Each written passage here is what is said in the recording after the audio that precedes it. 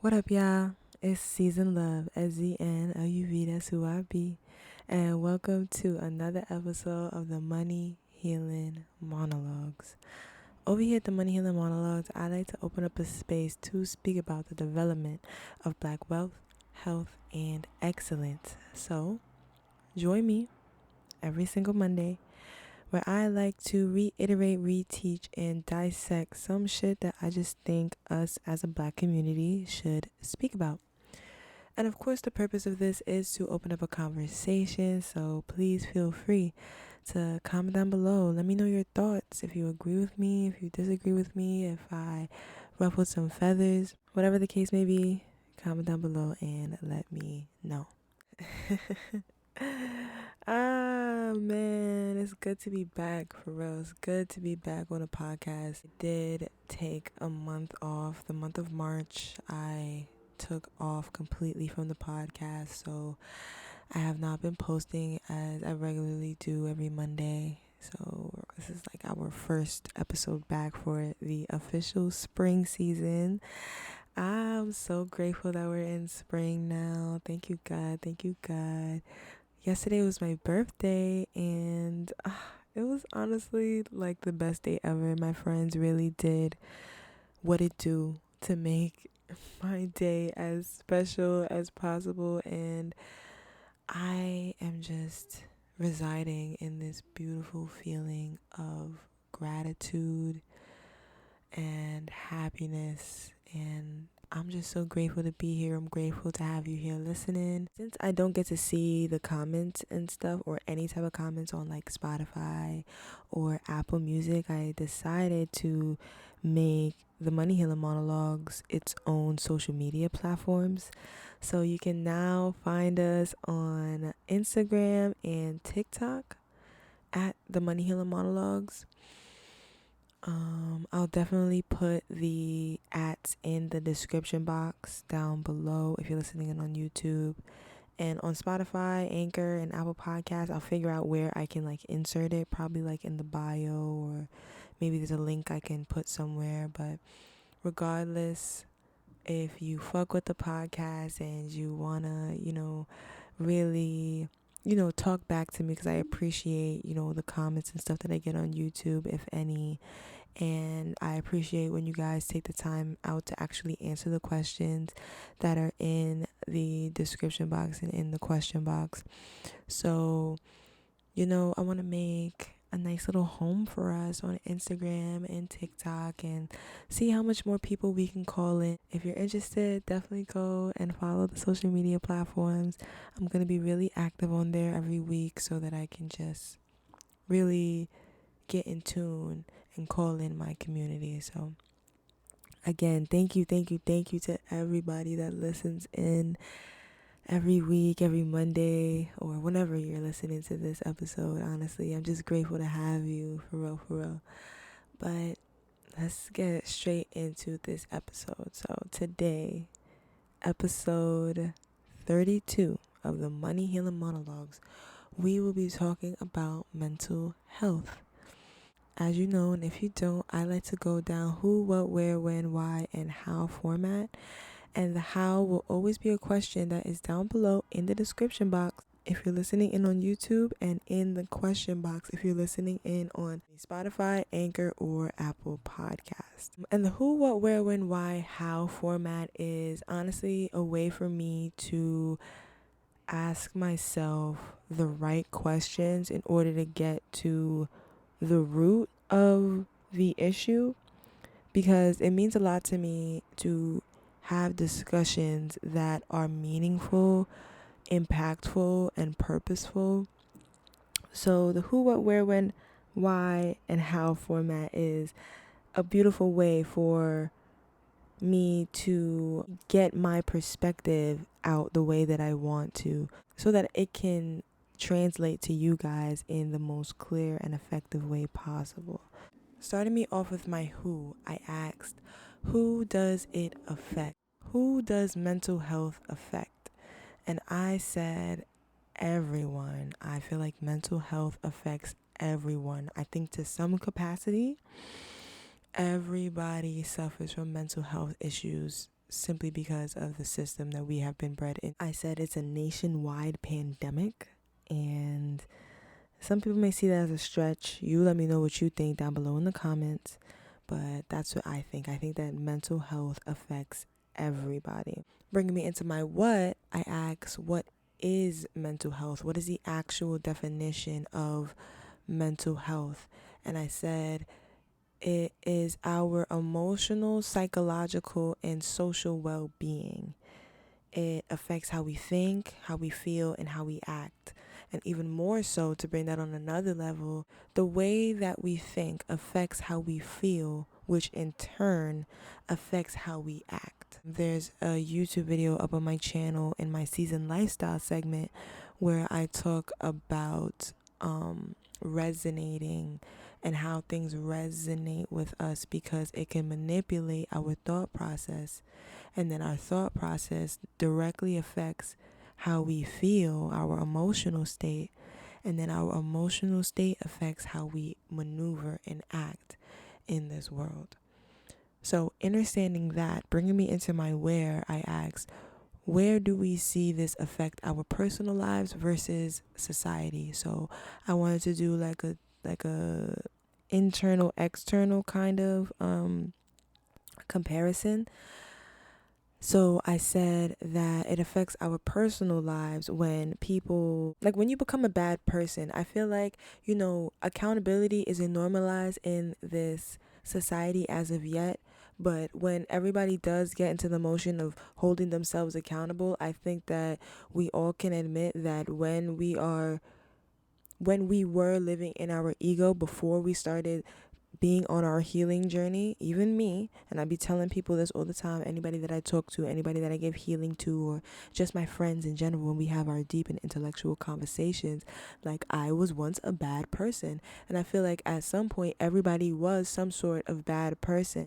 Because of the system that we have all been bred into, we have all been bad people at some point in time. The things that affect us and create these mental illnesses, it has made people bitter. It creates a very vicious mentality that keeps people in that bitterness.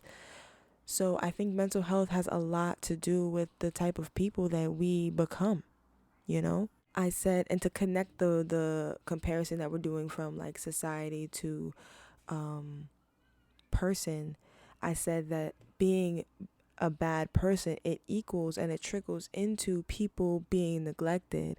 I feel like a lot of people are just emotionally, physically, spiritually neglected on an internal and external level because of the mental health issues, not only the ones that they have, but the ones that everybody else has. So for example, the healthcare system, the big pharma. I spoke about big pharma in one of my episodes before. Back then, like, it's literally still in textbooks till this day, like that minorities, people like us, we do not feel as much pain as white people do. You know what I'm saying?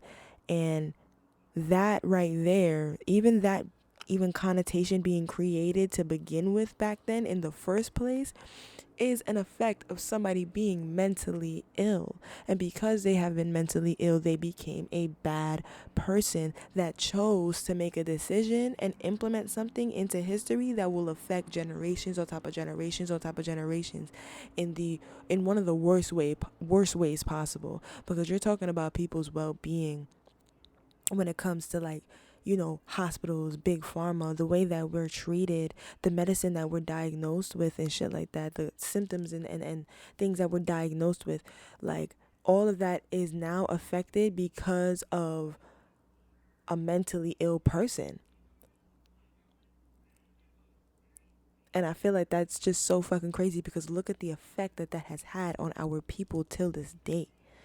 You know what I'm saying? We're not, black women, especially in hospitals, we're not taken fucking seriously. And I know that firsthand because, and I like to get a little bit personal here. I'm an open book. I'm very vulnerable. All that I ask is that you guys, respect the things that I say and respect my perspective, just like I respect your perspective. But I know that firsthand of just black women being neglected in, the medical world, because my mom has been in and out of the hospital ever since I was a little girl. She's dealt with a lot of different sicknesses. She has MS, and she continuously has to go to the hospital on a repeated basis. And from when I was young, I just experienced like long ass wait times. I'm talking like, my mom wouldn't have us call the ambulance for her. Like, she's having an asthma attack, and she would not have us call the ambulance for her until like the last minute, until she feels like she's on her last breath, because the fucking ambulance is so fucking expensive, bro. You know what I'm saying? And then to get to the hospital and then have you still wait to be seen for so fucking long, because they've already dictated in their mind that, oh, it's not that, they're fine, it's not that serious, there's other people of priority. Like, I just feel like that is a result of people that were mentally ill that turned into bad people, because they have some sort of blockages that are up that stop them from experiencing a perspective outside of theirs. Because I feel like mental health, a lot of the times, yes, it has to do with our mental, but I definitely feel as if it has a lot to do with the things that we consume, the things that we resonate with, and like I said, the things that we think turns into the things that we feel, which turns into the ways that we act. So I feel like it's all connected. You know what I'm saying? That was a loaded answer, but that was a loaded question too. So I hope that made sense. Let me know how you feel about our where, as of like, where do we see this affect our personal lives versus where we see this affect our society. Moving me into my when, I ask, when does our mental health become a threat? And I thought this was very, very, very interesting, because I usually see a lot of people using their mental health as a cop-out. But like, oh my God, I'm so depressed. Oh, I'm so this. Oh my God, no, I have ADHD. Oh my God, I'm just this, da da da. And like kind of submitting themselves to these mental health illnesses and residing in that. I've never understood why, and I've never resonated with the fact of like people just saying, oh, I'm so depressed. I'm so depressed. And then that's it. You know what I mean? Not really coming up with or being open to any ways of like how to uplift their mood or get out of that depressive state. I feel like a lot of people are comfortable within their mental illnesses. You feel me? Which makes people bad people, in my opinion, like how I said in our previous question. But my answer to this, when I asked, when does mental health become a threat? I said it becomes a threat when it started being criminalized. I feel like minorities like ourselves, mental health is very much criminalized. It's not something that is taken serious for our group of people. I feel like not only from other communities outside of us, like how we spoke about big pharma, but also in our own community. You know what I'm saying? I don't feel like black mothers, black fathers, black caregivers, from older generations give a fuck about mental health, because obviously nobody gave a fuck about their mental health. You know what I'm saying? So it's still this thing that's trickling down, that is just really like a vicious cycle that we've been put in, to disregard our emotional, psychological, and social well-being. When we say mental health like that, our emotional, our psychological, and our social well-being, I think that we can all admit that not only us, but also our parents, and then our parents' parents, were not emotionally, psychologically, or or socially well. It's been criminalized. We see a lot of instances where mental health isn't taken seriously, and not only that, they're beaten and broken because of the mental health illness. And then on the flip side of that, it's also used as an excuse for white people when it comes to white terrorists. I feel like I'm remembering this story, and somebody, whoever remembers this story, because it's blanking, I'm blanking right now. Whoever remember this story, definitely comment it down below. But there was somebody that shot up like a grocery store, I think, like it was a video game, and he recorded the entire thing. And I don't think that he was convicted because of his quote unquote mental health, and he was mentally ill. You would never ever ever see that happen for one of us, because we would have been dead already. Like, they would have shot us. They would have fired 2 shots at the dome real quick, real fast, no hesitation. You know what I'm saying? And that's the type of shit that I'm talking about mental health does. Because there's two different, there's white mental health, and then there's minority mental health. You know what I'm saying? There's white mental health, and there's people of color mental health. It's not seen the same. It's not perceived in the same light. You know what I'm saying? And I feel like that becomes very fucking dangerous when it comes to shit like, police brutality. You know what I'm saying? I can't remember an instance. I'm blanking on like my examples right now. This criminalization is taken advantage of.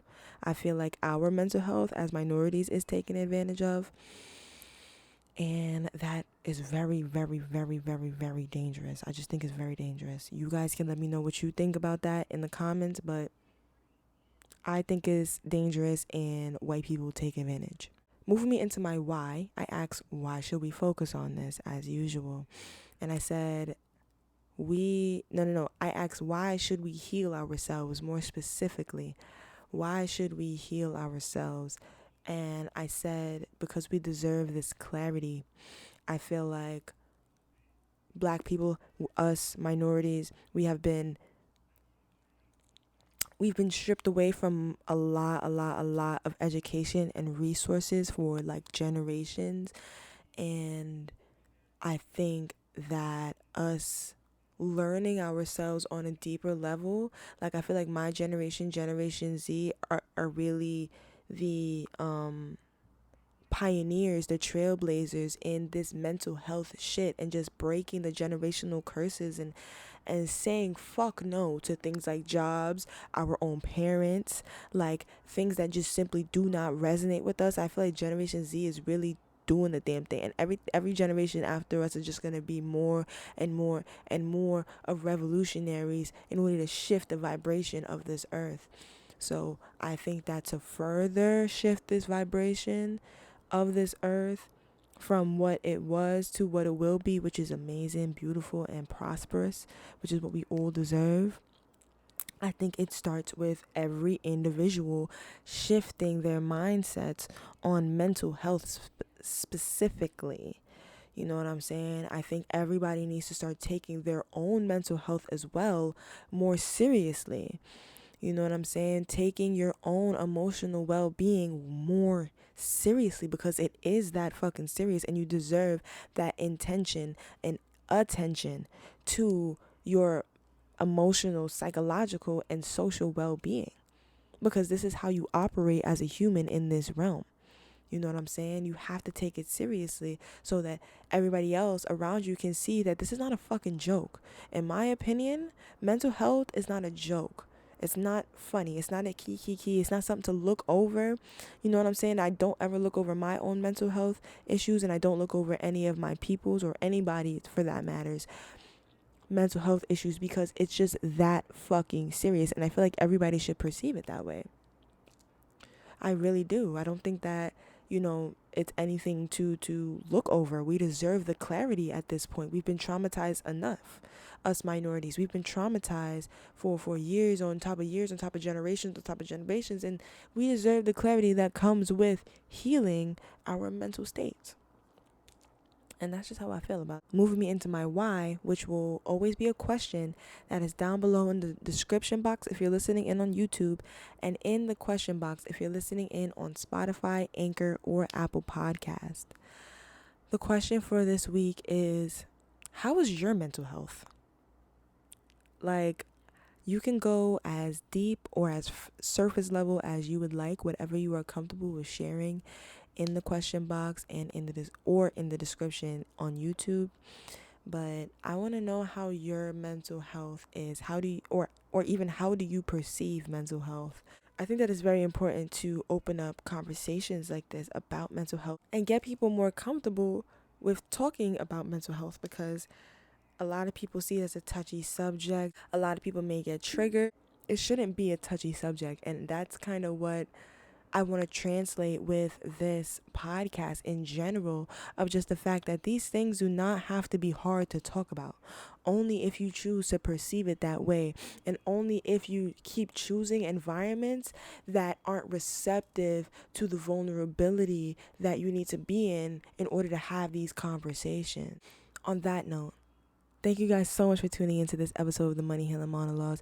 I'm really grateful to have you guys here. Thank you, thank you, thank you, thank you, thank you so much for listening in. Please don't forget to comment down below your thoughts, your concerns, I likes, I notice, I wonders, your answer to the how question that is in the description box or in the question box, wherever you're tuning in from. And yeah, I'm going to see you guys next Monday, all right? I'm so happy to be back. Thank you. Thank you, guys. I love y'all, for real. Also, don't forget to follow our Instagram now and our TikTok at the Money Healing Monologues. That's where, some short form content is going to reside, and just where we can kind of like, I want to open up the DMs to anybody that, wants to actually speak with me or discuss with me on anything. You know what I'm saying? Yeah. So I'm going to see you guys next week, all right? Peace.